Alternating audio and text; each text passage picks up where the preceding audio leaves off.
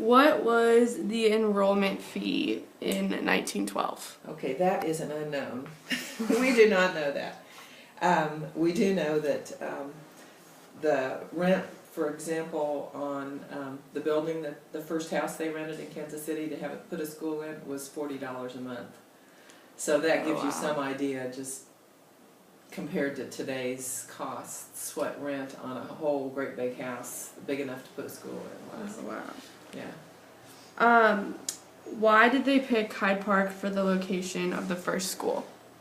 I think when you think about 1920s, the city didn't come much further south than, well, probably Westport. I don't know exactly when it came south of there, but at that time that was the suburbs. I mean, that was about as far south as Kansas City came.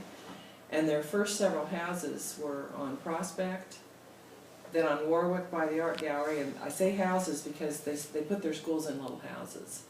Okay. And then in the summer they took in sewing, and they did private French lessons and all kinds of things to make some money. And then their last house was on Armour, which is 34th Street. So their houses kept moving closer to where the school ended up being. And they bought a house that was what was the villa, and that's been torn down now, but it was right next to where the school is.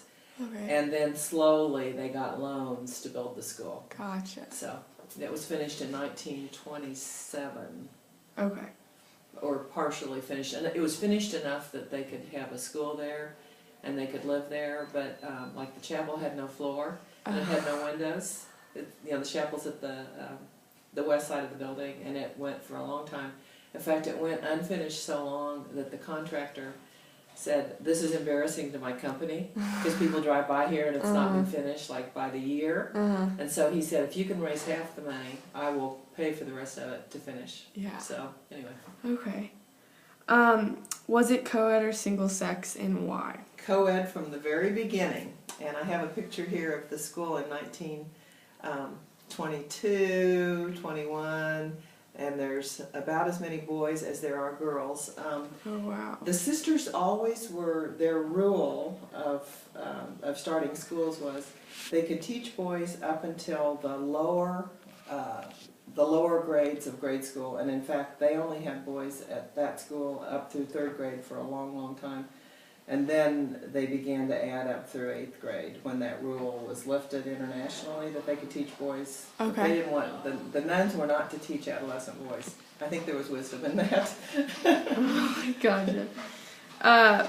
When was the high school built, and why did they decide to make it single sex? Okay, the high school was always single sex because they dropped the boys off for a long time at 3rd grade, then at 5th grade. Then they had them through 8th grade, but even down in that building, which is where everything K through 12 was there, pre-K through 12. So the girls were always out there, were always there. So when the high school was built, it was still just all girls. Oh, okay. Yeah, and it was 1963. And you can see the cornerstone right in the front, over near our front door. And the city was moving out south. The suburbs were becoming more popular in the 60s. And one of the other girls' schools, Loretto, had moved further south than we had. I'm not sure whether Rockhurst used to be down where Rockhurst University is. I'm not sure whether they moved before or after us, but the whole movement of the city was out here, so we were going to be modern. So it's the only year that the school was called Our Lady of Sion. They anglicized it. The cornerstone says Our Lady of Sion instead of Notre Dame de Sion. And that year, they graduated in cap and gown, and their diplomas say Our Lady of Sion, and those girls still want to have a proper graduation that says Notre Dame de Sion and in a white dress and a crown and carry flowers, because that one class was modern. Yeah, and then there was so much just resistance to that they went back to renaming the school immediately the next year and going back to the white dresses. Oh, okay. Yeah, and the crowns. Why did they build the high school and the grade school so far apart from each other? I think again it was just the demographics in the city. That was the cool place to be when they built that school. This was where the city was moving. I mean, it was at that point there was no Blue Valley School District, but Shawnee Mission was thriving.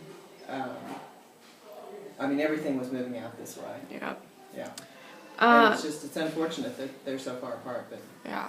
yeah. What do you personally think has been Sion's greatest accomplishment in the last 100 years?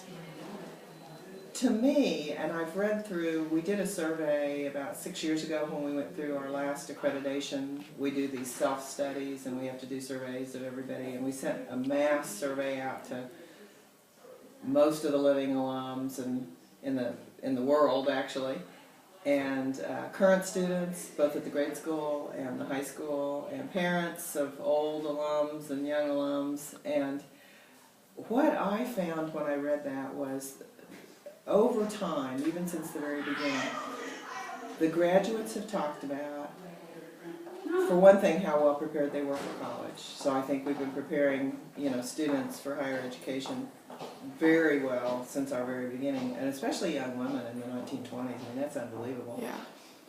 Yeah. In fact, our first graduating class got permission from the University of Missouri that any student that had a Sion diploma, and this was in 1922 or 23, had automatic admission to the University of Missouri because their scores had been so strong, and so since the beginning we've been strong in that.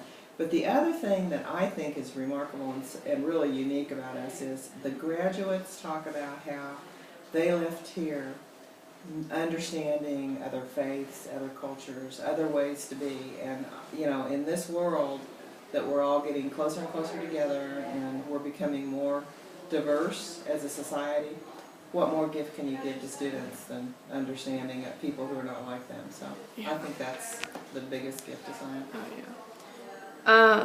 What do you see in Sion's future? I see, my dream, my hope is that we continue to capitalize on the international the internationality of the school. We still have 17 schools in the world, and the sisters now are starting a consortium, and they will have representatives from the various schools whose purpose is to bring us all together. And with technology like it is, I mean, I can see us studying courses together, being in communication with each other, having exchange programs with all the different schools. I see us becoming really more of an international, global kind of a school, and using technology to make that happen, as well as continuing everything we do well now. So.